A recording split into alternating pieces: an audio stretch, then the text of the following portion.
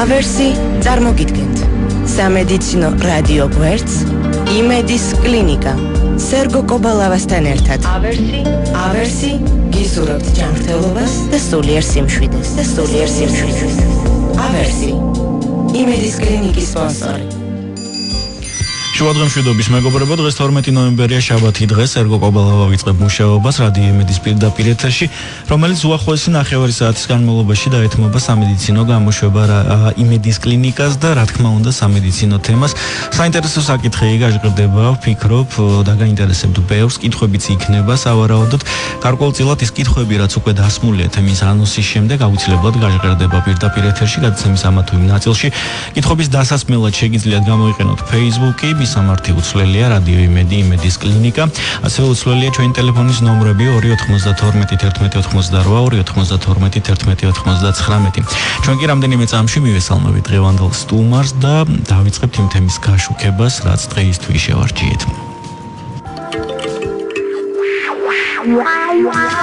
გავრცელების ჯანმრთელობას იმედის კლინიკა ღია ყოველდღე.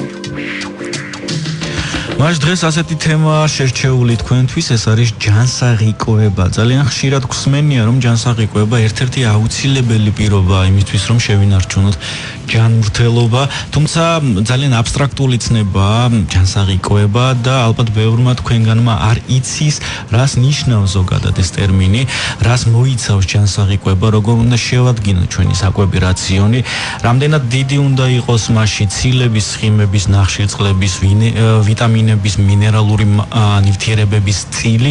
ზოგადად ამ საკითხს შეეხება დღევანდელი ჩვენი გადაცემა და გადაცემის ბოლოს, რა თქმა უნდა, ჩვენი სტუმარი ძალიან საინტერესო რჩევებს მოგვაწვდის თუ საუკეთესოდ როგორ შეირჩეს ჩვენი საკვები რაციონი. ქალბატონ ნინო ესაკი, ავერსის კლინიკის ექიმი, ენდოკრინოლოგი, დიეტოლოგი, მედიცინის დოქტორი იქნება ჩვენი სტუმარი. მადლობას გადავუხდი მას მობრძანებისთვის. მოგესალმებით ბატონო სერგო, მივესალმებით თქვენს რადიო მსმენელს. სასიამოვნოა დღევანდელი თემა, რადგან წინ ახალი წლის დღეები გვაქვს და ალბათ აინტერესებთ მსმენელებს. ჩვენ მსგავს საკითხს, მოდით ანონსის სახით ვიტყვი მსგავს საკითხს, ოღონდ ცოტა სხვანაირი ჭრილით განვიხილავთ აუცილებლად დეკემბრის ბოლოსკენ, წინასა ახალწლად აუცილებლად ისევ და ისევ თქვენ შეხვდებით. თუმცა მოდით დღევანდელ თემას დავუბრუნდეთ, ისევ ჯანსაღიკოება. ეს ცნება პრაქტიკულად ყველა პაციენტისთვის ცნობილია, რადგან აბსოლუტურად ყველა ექიმი ეუბნება მას. ივარჯიშე, იცხოვრე ჯანსაღად, იკვებე რაციონული საკვები რაციონის შედგენით და ზოგადად რა არის ჯანსაღიკოება? თვითონ ეს ტერმინი რას მოიცავს საკუთარ თავში? ჯანსაღიკოება გულისხმობს პროდუქტების მრავალფეროვნებას, ასევე ბალანსირებულ რაციონს. რა თქმა უნდა, საკვები ასევე უნდა იყოს გემრიელი, იაფი და სასარგებლო ჯანმრთელობისთვის. თუმცა ძალიან რთულია შესაბამისი პროდუქტის შერჩევა ყოველთვის. დიახ, ძალიან რთულია, მოითხოვს, რა თქმა უნდა, ეს პროდუქტი განსაკუთრებულ პირობების დაცვას, იგივე გაყიდვების ობიექტებში და ასე შემდგომ და შესაბამისად პროდუქტის შერჩევა აუცილებელია წინასწარ, რომლის მიხედვითაც შემდგომ ადამიანი მოამზადებს ხოლმე სადილს. რაც შეეხება თვითონ პაციენტებს, ნებისმიერი პაციენტი, რომელიც მოხვდება სხვადასხვა ექიმთან, არ აქვს მნიშვნელობა და აუცილებელი რომ ეს იყოს ენდოკრინოლოგი, შესაძლოა ის მოხვდეს უროლოგთან, დაუშვათ თირკმლის დაავადებების გამო, ან კუჭ-ნაწლავის პრობლემების გამო გასტროენტეროლოგთან. ყველა ექიმი მას ურჩევს, რომ მან მიმართოს ჯანსაღკოებას, იმიტომ რომ არ არსებობს დაავადება მედიცინაში, რომელსაც წინაპირობად არ უძღოდეს, ან რაიმე საკვები რაციონის მხრივ არ უძღოდეს რაღაც შეზღუდვები, ან პირიქით დაუშვათ არის ისეთი დაავადებები, რომლის დროსაც პირიქით ვურჩევთ რაღაცა ტიპის კატეგორიის პროდუქტების მომატებას საკვებ რაციონში, რომ გაიმდიდროს მისი საკვები რაციონი. შესაბამისად, შემდგომ ეს პაციენტები, რა თქმა უნდა, მისი ექიმი, მკურნალი ექიმი მას ურჩევს ჯანსაღკოებას, მაგრამ აი დაკონკრეტებით თუ ესაჭიროება მას რომელიმე დაავადებისთვის დიეტის შერჩევა, უკვე მოგმართავს ჩვენ ენდოკრინოლოგებს, დიეტოლოგებს, რათა შეურჩიოთ სწორი კვება და სწორი მენიუ. ჯანსაღი კვება ეს არ ნიშნავს, ან სწორი კვება ეს არ ნიშნავს შიმშილს, ან საერთოდ არ მიიღოს რაღაცა ტიპის პროდუქტი. ხშირად საქართველოში მხოლოდ გასახდომად მოგმართავენ პაციენტები, რომ შეურჩიოთ მათ საკვები მენიუ. ძალიან კარგია თუ მოგმართავენ, ძალიან ხშირად საქართველოში ინიციატივით არჩევენ სხვადასხვა დიეტას. დიახ, მაგრამ უკვე მე მგონი ბოლო პერიოდში მეტნაკლებად მიიღეს ადამიანებმა ეს ინფორმაცია, რომ მაინც ექიმს უნდა მიმართო და შეარჩიო დიეტა და არა თვითნებურად იკვებო სხვადასხვა პროდუქტით. დიეტის შერჩევა, რა თქმა უნდა, ხდება ინდივიდუალურად თითო პაციენტისათვის, გამომდინარე მისი წონიდან, სიმაღლიდან, სხეულის მასის ინდექსიდან, ასევე სქესი, ასაკი, მისი სამუშაოს პირობები, გონებრივი სამსახური აქვს, უფრო ფიზიკურ შრომას ეწევა და ასე შემდგომ, ანუ ბევრი ფაქტორია გასათვალისწინებელი. არ შეიძლება რომ ერთი კონკრეტული დიეტა შეერჩეს ყველა ადამიანს და ერთნაირად იმოქმედოს მან. რაც შეეხება თვითონ ჯანსაღ რაციონალურ კვებას, ეს არის ის პირობა ადამიანის ორგანიზმის ჯანმრთელობისათვის, რომელიც მას შეუნაჩუნებს ჯანმრთელობას, ასევე ადამიანის ორგანიზმის ზრდისთვის და განვითარებისთვის არის სასარგებლო, განსაკუთრებით გარდატეხის ასაკში, ბავშვთა ასაკში.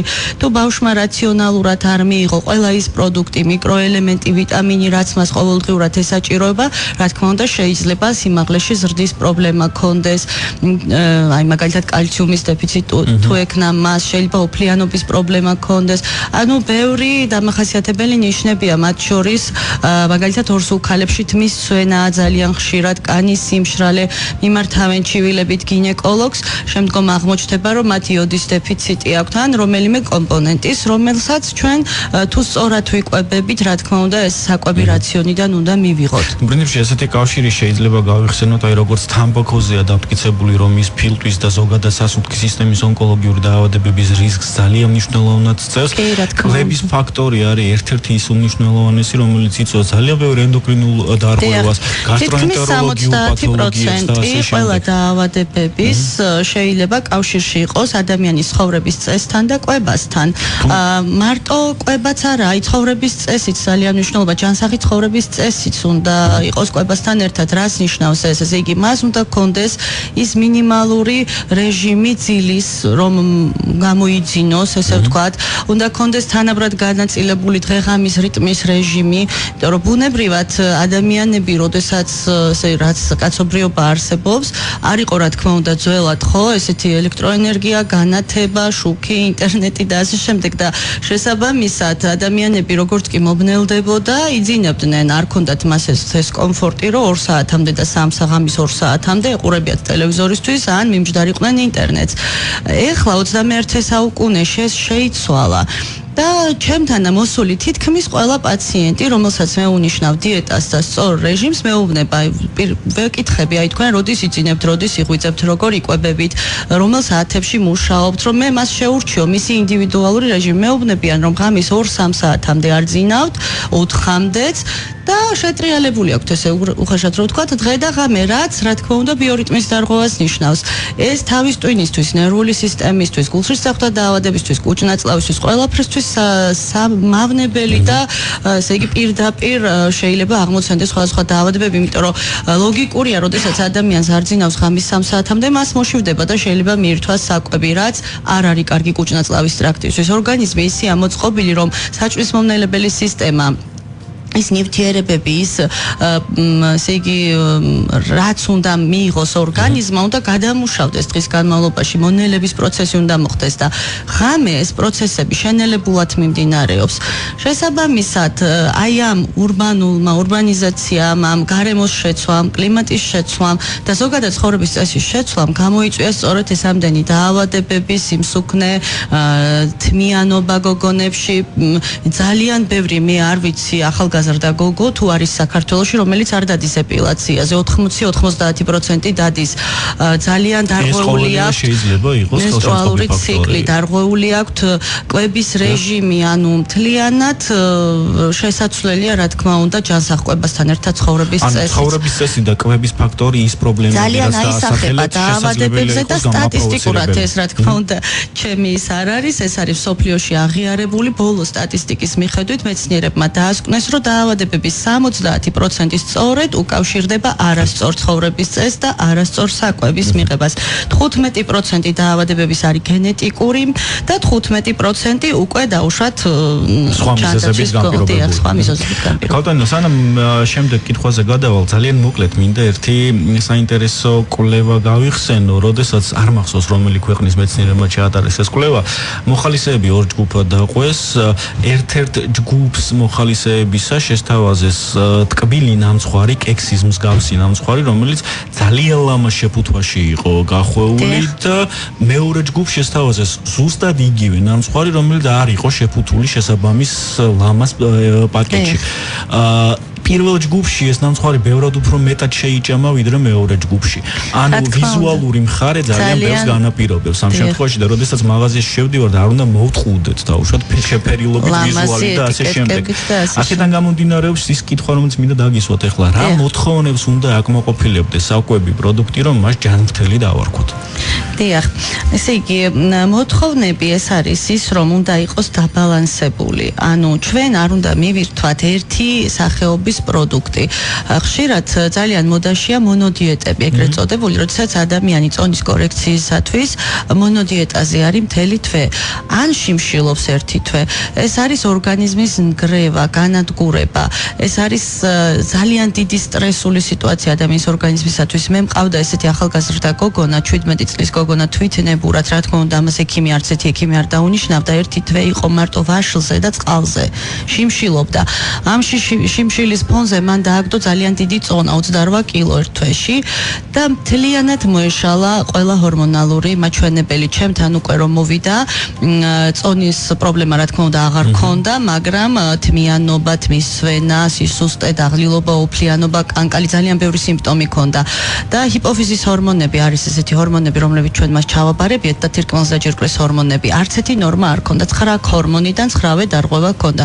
ეს განაპირობა სწორედ იმ შიმშილმა, რომელიც მან თვითნებურად ესე აირჩია და პრაქტიკულად საკვერცხის ფუნქცია მთლიანად დაკარგა. მე კიდე არ ვიცი, ახლა ამ ადამიანის ახლს და გვარს არ თქმა უნდა არ ვაკონკრეტებთ, მას შვილი ეყოლება თუ არა. შესაბამისად, ეს უნდა იყოს მაგალითი ახალგაზრდა გოგონებისთვის, თინეიჯერებისთვის, რომ მათ არ მიმართონ ესეთ აგრესიულ მეთოდებს, არ მიმართონ შიმშილს, არ მიმართონ მონოდიეტებს. მონოდიეტა ერთი კომპონენტის დიეტა, რომელიც აი მაგალითად ძალიან ცნობილია, წიწიპურას დიეტა, კვერცხის დიეტა და ასე შემდგომ.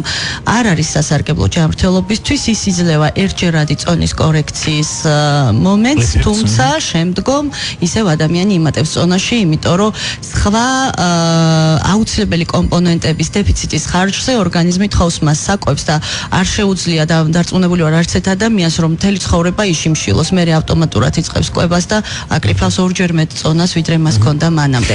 ამიტომ ბალანსირებულად უნდა გადანაწილდეს საკვები, ეს არის ცილები, ცხიმები, ნახშირწყლები, რომლებიც უნდა იყოს ყველა კომპონენტად შერჩეული. ქალბატონო, უფრო კონკრეტულად რა საკვების გარეშე წარმოუდგენელია ყოველდღიური რაციონის შედგენა?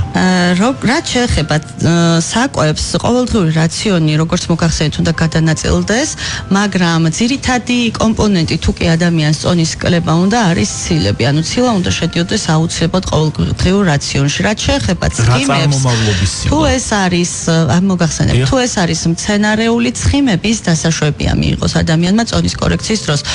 და თუ კი ცხოველური წარმოშობის ცხიმებია, რა თქმა უნდა, სასარგებლო არ არის.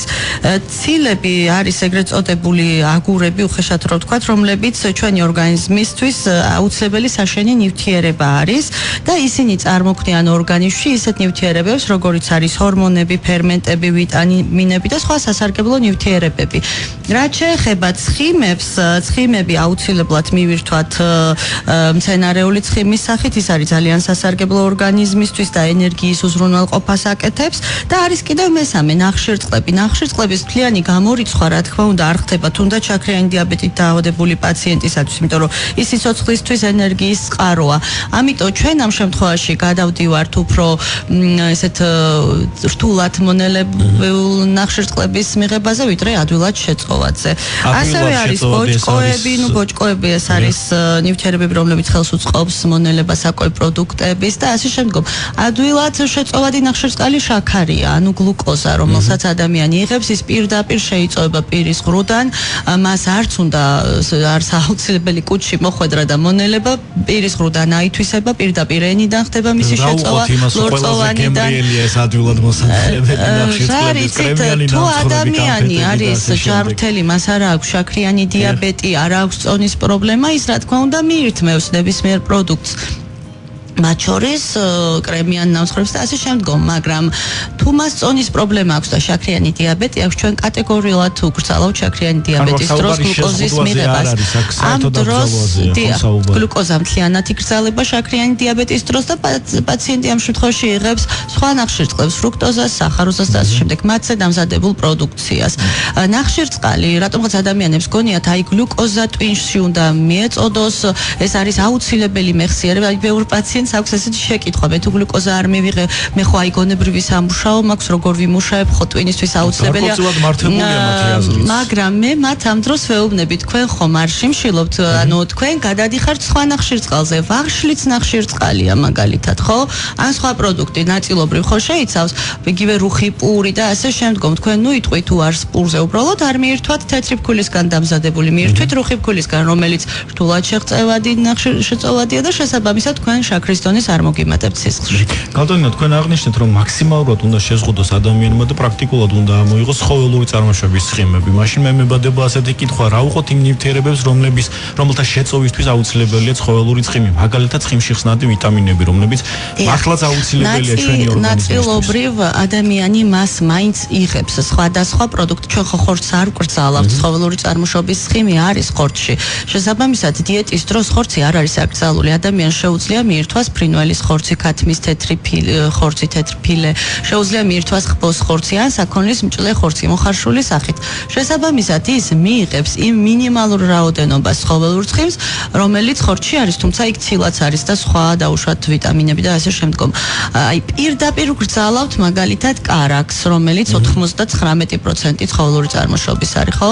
ვგრძალავთ არაჟანს, ესეთ პროდუქტებს, რომელიც მისთვის უკვე ზედმეტია იმ მინიმალურ რაოდენობას, იმ მინიმალურ გრამებს ის ისედაც მიიღებს ყოველდღიურად თევზისგან, ხორცისგან, ან სხვა საკვები, იგივე ხაჭო, იგივე ნადუღი და ასე შემდგომ. ჩვენ საკვებს, როდესაც მას ვურჩევთ, აუცილებლად რაღაც მინიმალური დოზით, გრამობით ჩართულია იგრძის პროდუქტიც, ჩართულია ხორცის პროდუქტიც და თევზეულობაც. კვირაში ორჯერ თევზი აუცილებელია. ჩვენ ამ ეტაპზე ვსაუბრობთ იმ პაციენტზე, მოდი ვთქვათ, რომელსაც აწუხებს რაიმე ენდოკრინული პრობლემა, დაუშვათ სხეულის ჭარბი წონა და ასე შემდეგ. თუ გავითვალისწინებთ, რომ საუბარი ამ შემთხვევაში სრულიად ჯანმრთელ ადამიანზე, ვისაც არ აქვს არანაირი მეტაბოლური ტიპის დარღვევა, მანაც ასე კატეგორია. კარგი წონის არ გაქვთ სიმსუქნე, არც დიაბეტი. მაინც არა ვარ მოყოფილი ჩემი წონით, მაგრამ ნუ არავიშავს. რაც შეეხება ასეთი ტიპის პიროვნებას, მანაც კატეგორიულად უნდა აკრძალოს ყველაფერი. არა, რა თქმა უნდა, ის ჩვეულებრივად მიირთვებს საკვებს, კალორიებზია საუბარი, მას უნდა შეერჩეს, ნუ ალბათ სწორი იქნება 2200-დან 2500 კალორიამდე.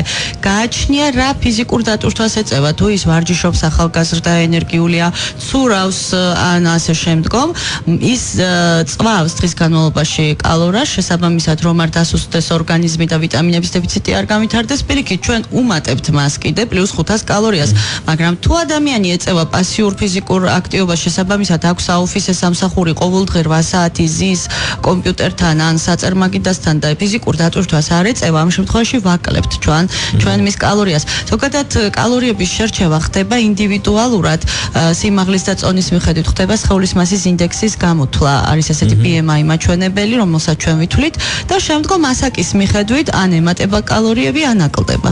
მადლობა, ჩვენ პაუზის დრო გვაქვს გადაცემაში, ყველა შეგახსენებთ, რომ საუბრობთ თემაზე ჯანსაღი იკვება, ქალტონი ნინო ესაკია ჩვენი სტუმარი, პატარა სარეკლამო ჭრილის შემდგომ განვაგრძობთ გადაცემას. გავრცელებით ჯანმრთელობას.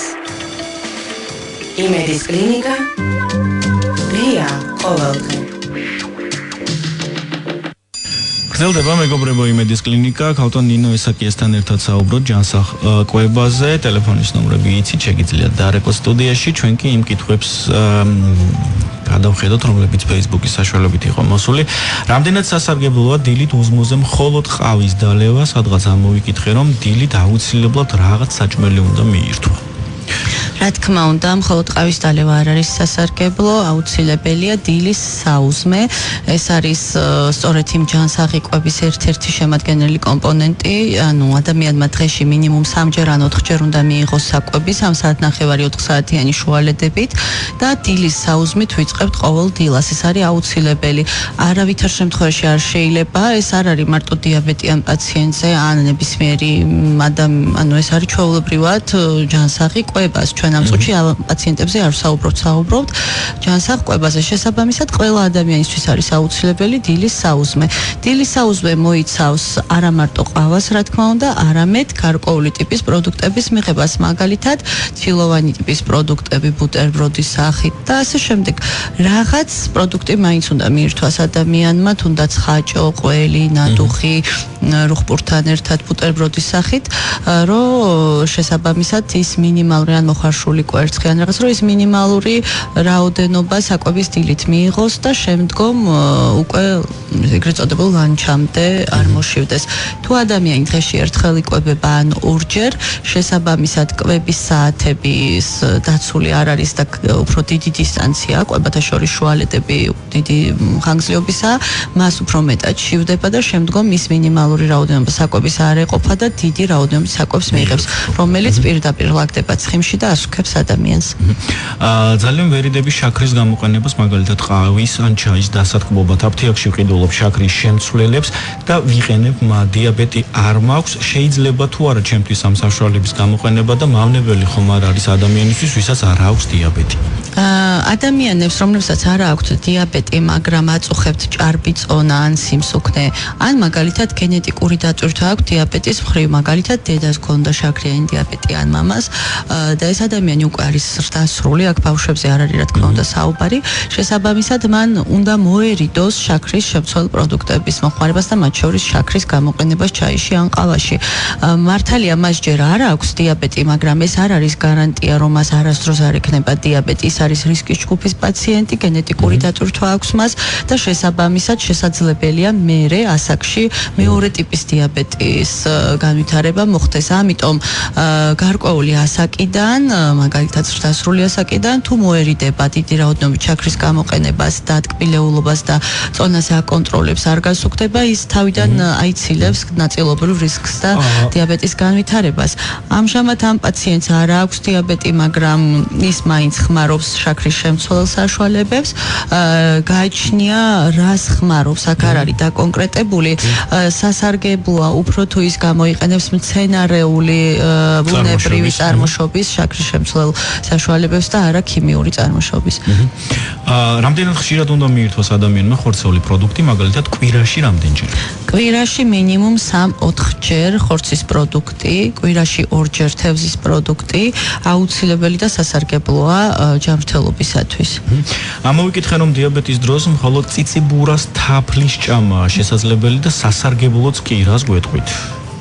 ზოგადად დიაბეტის დროს ჩვენ გრძალავთ თაფლის გამოყენებას, წიწიბურას, თაფლი, ეგეთი წიწიბურა და თაფლი უნდა ეწეროს ალბათ. მე მიჭამია წიწიბურას მცენარის გამოყენებით დამზადებული თაფლი. ძალიან გემრიელია. ზოგადად მცენარეებისგანაც ამზადებენ კი სხვადასხვა პროდუქტებისგან, მაგრამ წიწიბურა თვითონ არ არის აკრძალული დიაბეტის დროს, მაგრამ თაფლი მაინც დიდად სასურველი არ არის. ჯობია მხოლოდ მოხარშული წიწიბურა მიირთვას.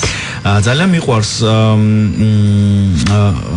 სამწუხაროდ პური ალბათ სავარაუდოდ კი თითქმის ყველა კერძს ვაყოლებ, თუმცა ვიცი რომ პური არ არის ორგანიზმისთვის სასარგებლო. მირჩიეთ მაინც რომელი სახის პური ვიყიდო ხოლმე, რასაც ყველაზე ნაკლები ცუდი ზეგავლენა ექნება. პური ძალიან სასარგებლოა ადამიანის ორგანიზმის ჯანმრთელობისათვის. ყველა ადამიანმა უნდა მიირთვას პური. ჩვენ არ ვგრძალავთ დიეტის დროს პურს.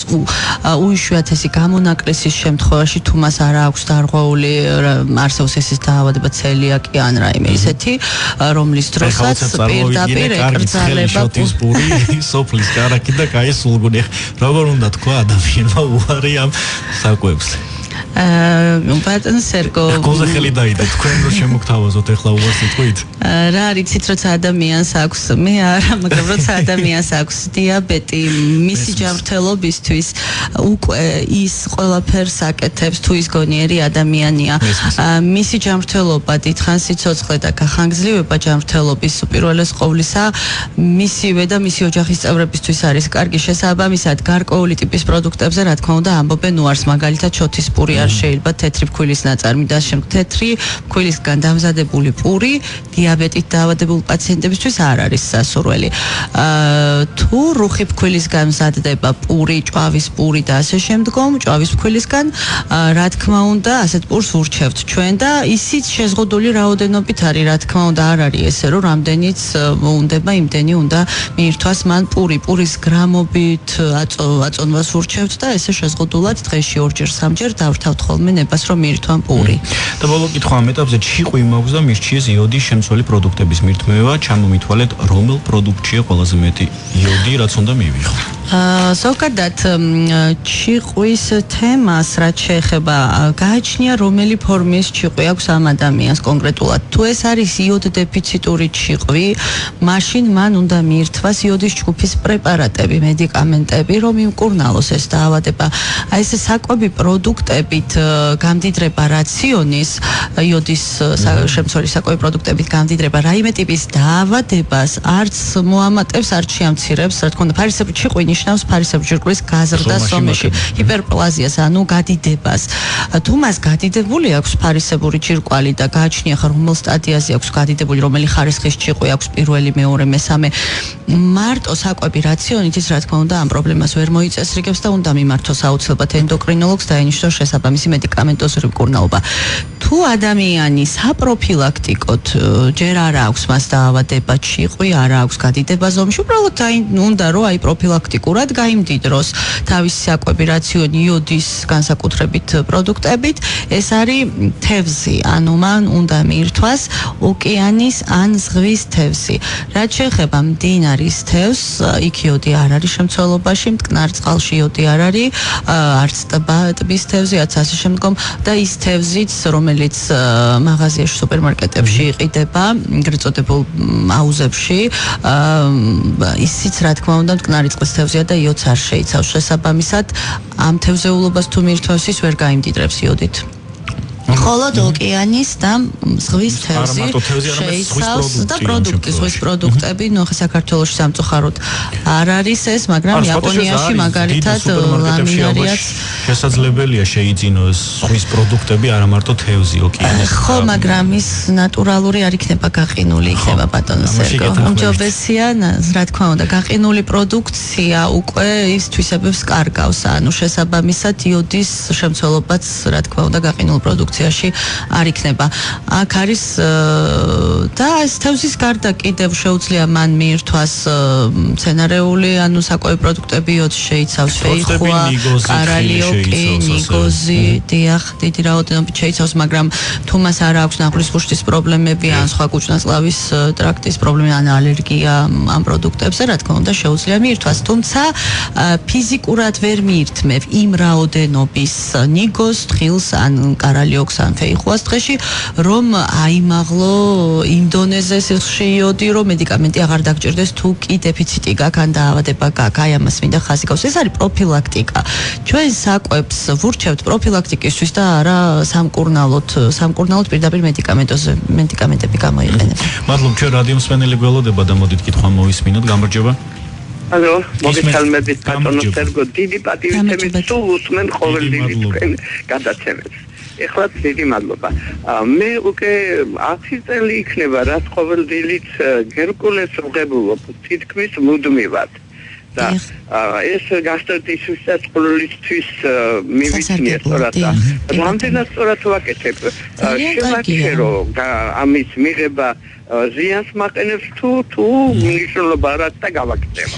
გერკულეს წყალზე აკეთებთ ალბათ ხო? წყალზე, მხოლოდ წყალი და მარილი. არ არის პრობლემა, შეგიძლიათ მიირთვათ ჰერკულესი და წიწიბურაც დასაშვებია ის პროდუქტებია, რომლებიც წონასთან კავშირში არ არის, დიაბეტის დროსაც სასარგებლოა და ზოგადად ისედაც სასარგებლოა ჰერკულესის მიღება. დიდი მადლობა კითხვისთვის. ხოთზე არ უნდა იყოს მოხარშული. დიდი მადლობა კითხვისთვის. ჩემი მხრიდან დავამატებ მარილი მენიშნა ქალბატონმა აღნიშნა თუ არტერიული გაუკონტროლებელი არტერიული ჰიპერტენზიის ან მაღალი არტერიული წნევის პრობლემა არის ამ ქალბატონთან მაქსიმალურად შეზღუდოს მარილის გამოყენება. ერთადერთი დამატებითი რჩევა ალბათ იქნება. მარილი შეზღუდულად უნდა გამოვიყენოთ.